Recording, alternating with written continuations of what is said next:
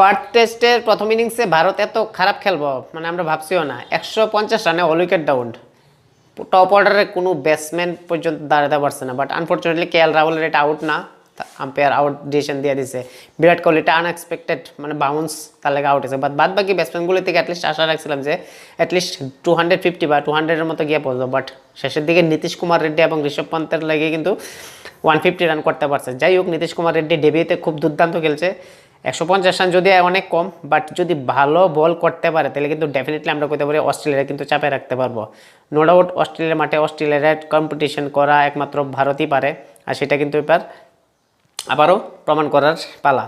তো সেদিক থেকে ভারতের বোলিং যদি ভালো হয় তাহলে কিন্তু 100% অস্ট্রেলিয়ার 200-র নিচে আউট করতে পারবে। এবং পিচের যে কন্ডিশন 100% কিন্তু এটা পসিবল।